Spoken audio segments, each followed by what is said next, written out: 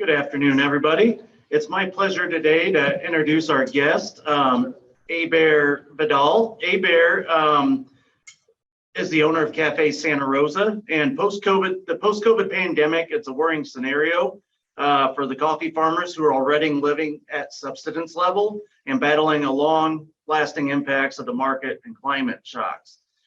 He's going to speak to us today about his farm to cup model. He owns his farm in Colombia, and he also has his coffee shop here in Peoria. So it's direct from field to cup. And there's no better person to talk about this topic than Heber Vidal. Please help me welcome him.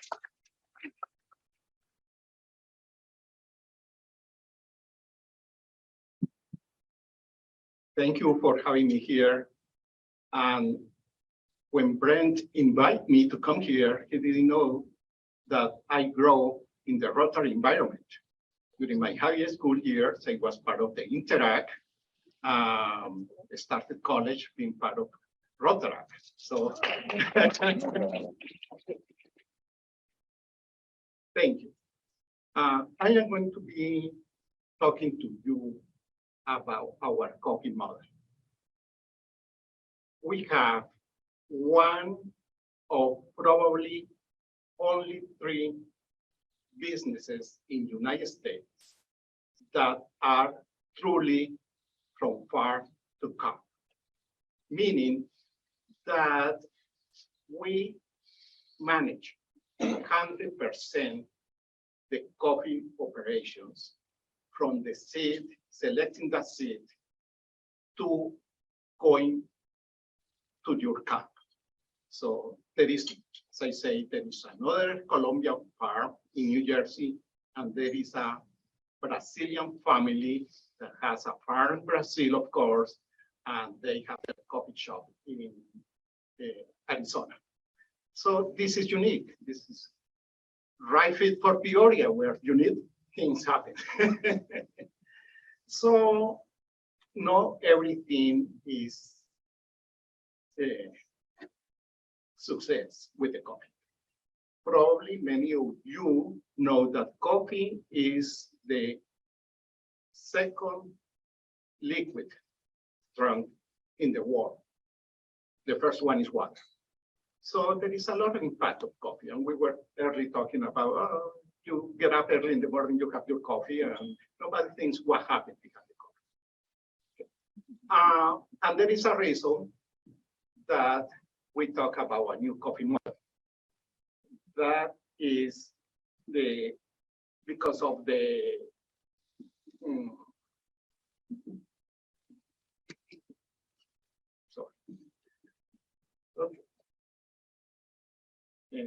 that's okay.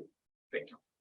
It's called bridging the gap, because the person that is in the farm, in the coffee farm, working in those countries that produce coffee, receive very, very little for their work compared to the guys that are in that, at the end of that production chain.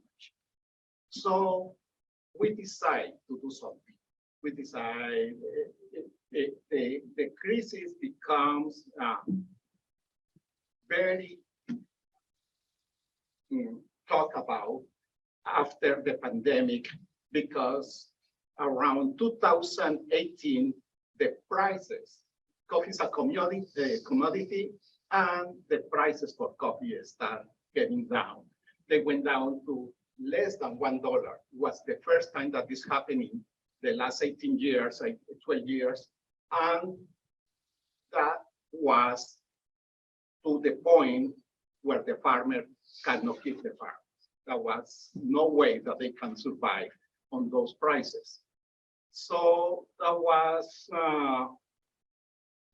no profit in farming coffee. Plus, I'm talking specifically here about Colombia, a country that has been in a civil war for the last 60 years. And that was until 2 weeks ago, probably the most powerful and solid ally for the United States in South America. It changed. Now we have a leftist government and we don't know when it's going to happen. So hopefully God help us. So in Colombia, we have this problem where the farmers are going to want to start outgoing migration to the cities, where probably they are going to start accepting proposals to change the crops to illicit crops. Colombia, you know, the other is, if it's not coffee, it's droughts. So, and that eventually is going to affect this country, America, period. Those drugs comes to this country. So people started looking for solutions to this crisis. They started seeing what we can do. And the coffee start looking the possibility to be sold, not just as a commodity, but a different kind of coffee out of that commodity market, where was going to see as a specialty coffee. And then the specialty coffee from America was formed to regulate the production of that coffee. And they are very strong, and they start saying what we can do. And that was when they said, okay, let's compare Colombia farmers with American farmers. Okay, so here we have the way that a farmer, we are all familiar with this picture. They live and what they make in average, according to USDA. Then we have the Colombian or South American, or some of you call it third world country farmers, where they have to use real labor. And I have a small graphic at the bottom where the brown line is the poverty line and the green line is the minimum surviving. You see, most of the coffee farmers are under the brown line, and that is almost 64% of them. So that is where the bridge that we needed to close.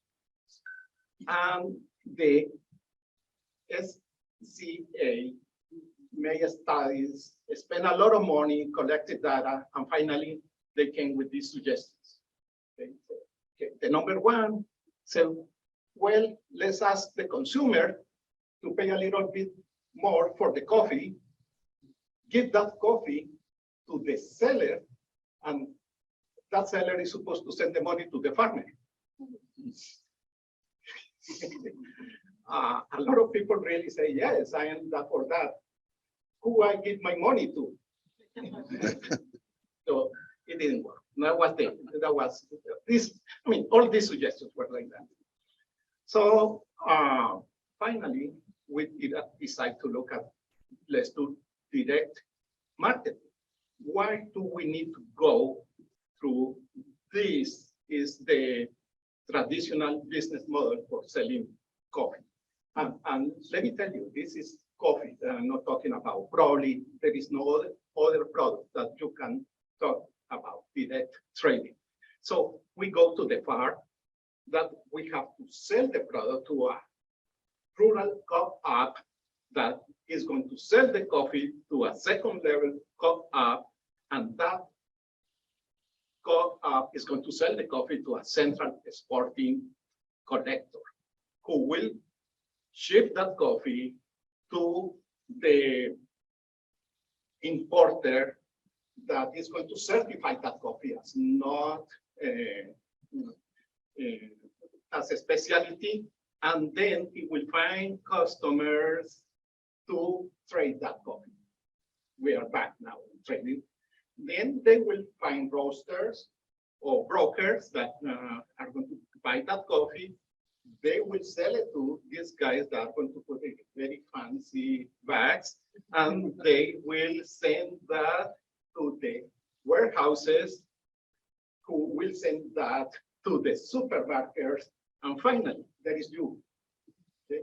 So look, all this from the farmer to this guy here, and you are going to see. Now, you are paying a lot of money for that type of coffee, but that money is going to stay there, and you are not having a good quality.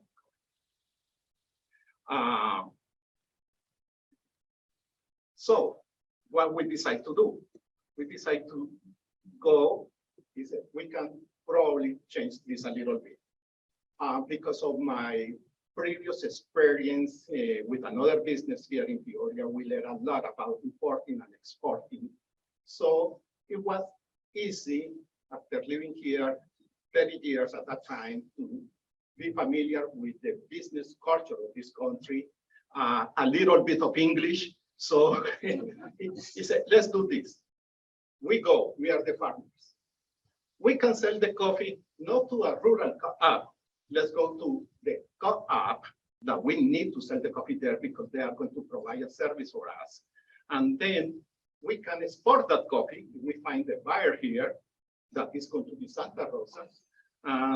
We ship it, no problem with that. We import it. We go certify that. We don't need those guys over there. Okay. And then we are going to roast the coffee in beautiful Peoria. And we will buy the coffee. We will sell the coffee. Okay. Then the partner is Café Santa Rosa. And here is you, the buyer in the United States.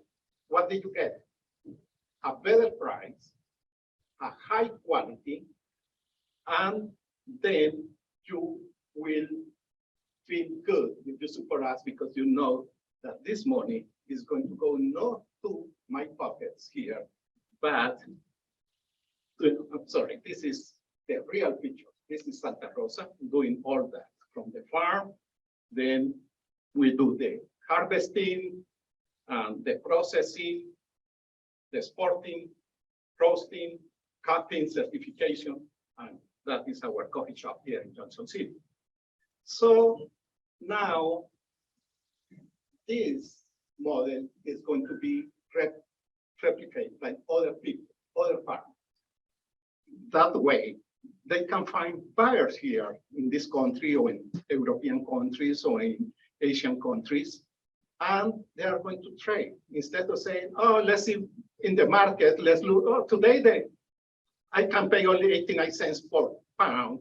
Now they are going to say, this is my coffee. This is unique. This is the flavor. These are all the attributes. Do you want to pay me $3? Do you want to pay me $3.50? Now that farmer is going to be able to survive. They don't have to look for anything else. So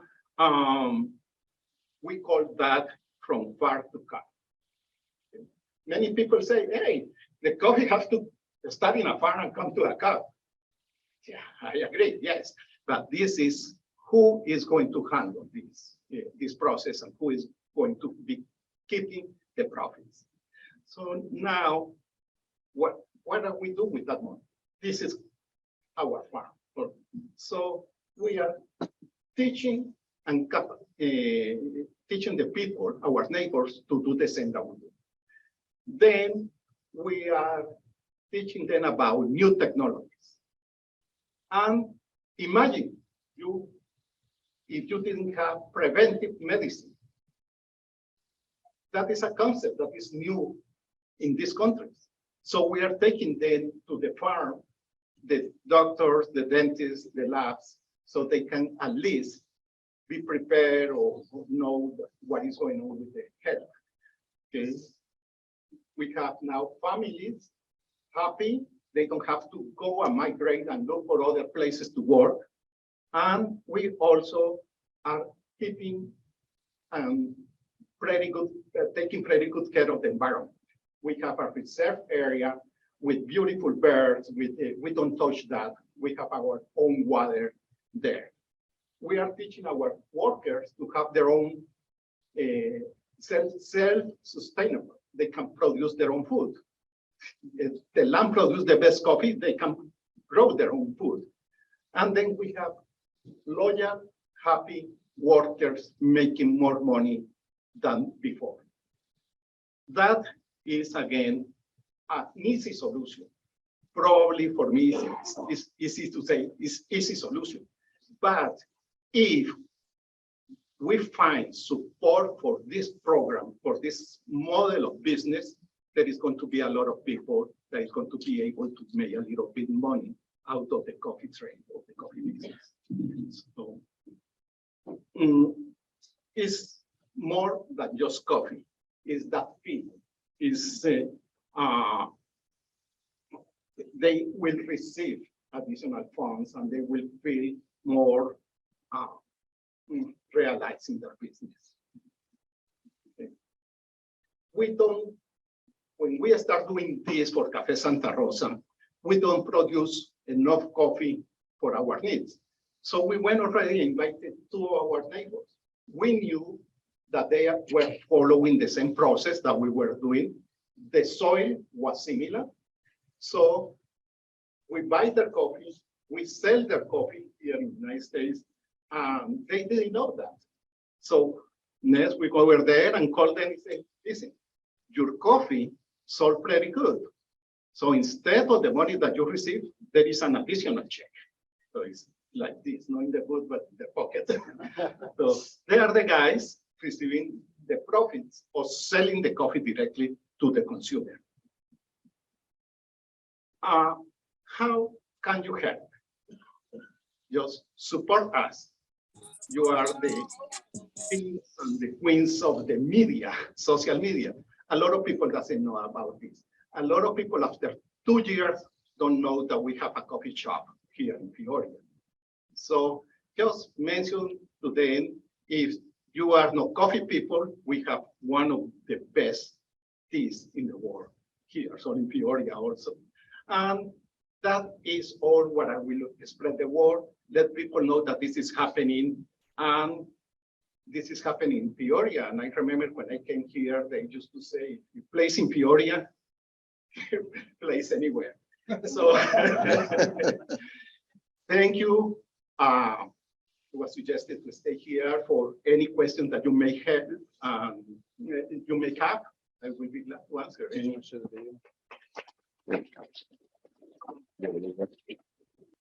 If you have any questions, he's going to be playing a video, a real video.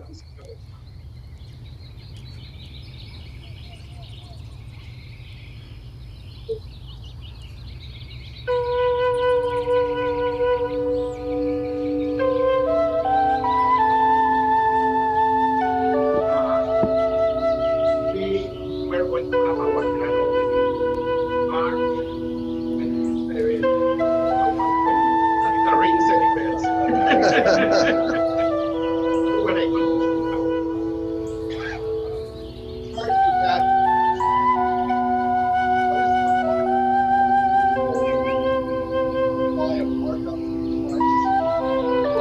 nobody will do it for you. Be nice. So that start being experience. Of course, the guy here, the supermarket, is the one that makes it. Your system, that's correct. That's correct. It's backlash and competition. How do they respond? There is a saying, okay, but I'll try to put it in. This pie is so big that everybody can have a piece. Yes, Mr. I grew up in the coffee business, and your process and procedure is completely different than what we lived through in the 50s. I was with my dad when we bought coffee that we roasted. And it was at that time, buyers beware. We had to just get it on a round table like this that swirled, spit it into a brass spittoon, tested many coffees before we ended up buying coffee that we thought wanted to go into America's cup of coffee. But your procedure is very interesting and quite a transition. And I think the middleman, Scott, is pretty much out of the picture in many, many cases. You're on the right track. Thank you. Mr. Doctor, tell the rest of the people how was your experience roasting coffee? You told me. Well, we had a roaster, big roaster, and a lot of bags of coffee, and I kind of snuck away and took a nap in them.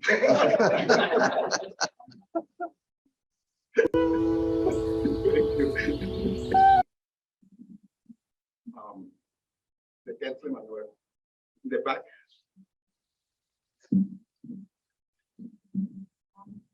So are you guys selling your beans to anybody else in town?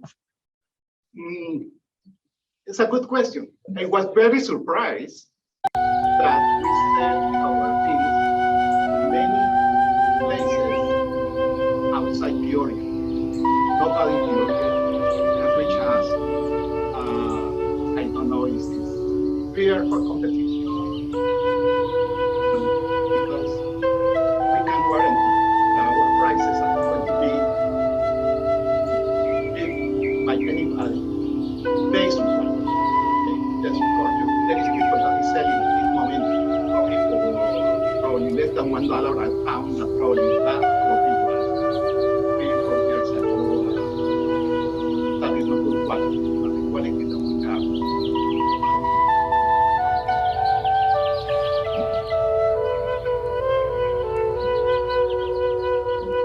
So thank you for being with us today. My wife has had coffee at their store in Texas City. Really, really good. So, simple question, what brought you to Peoria? I think to complete my college studies, and that was going to be my 2 years for completing my studies in electrical engineering. I have to 40 years ago.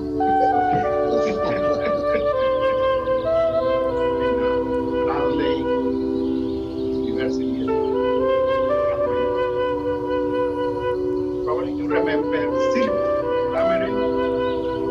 I have to point the finger to them because they offered me a job during the summers. First summer was great. And they said, you are welcome to be the second summer. So when I said, thank you, you are welcome. They say, and out of here, you want and stay. I know I'm an international student. We will take it.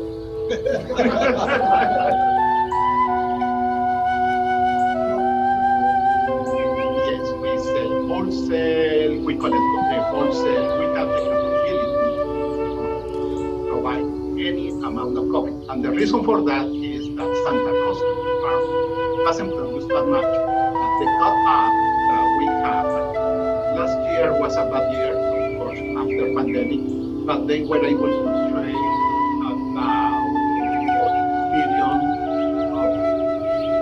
about 42 million of pounds of coffee, which 16 million those pounds per high quality.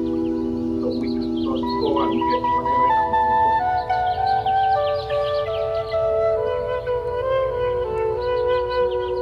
Another question, what makes the quality difference? Is it the earth? Because you said you made 16 out of 40. There are several factors. Number one, how do you process that coffee in the farm? We have enough computers here, but in order to get the best coffee, it has to be hand-picked. And the coffee trees have characteristics. Sometimes in the century we have flowers, green fruits, red fruits, medium fruits. So we have to say, and people is going to pick up only the ones that are red. And then comes a process that involves we need to remove the seeds. If that is not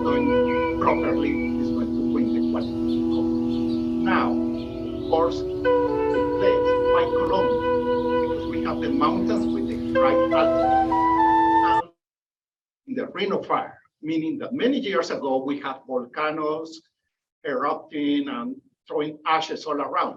Those ashes were high in sulfuric acids. This sulfuric acid is the one that helped the plant, that is in the soil, they help the plant to process all the nutrients and make sugar. And there is a lot of sugars. That is the difference. Remember, Colombian coffee is not the number one producer, that is Brazil, but is the number one producer of smooth coffee. And that is because of the characteristics of the soil. Okay. Well, again, thank you for listening.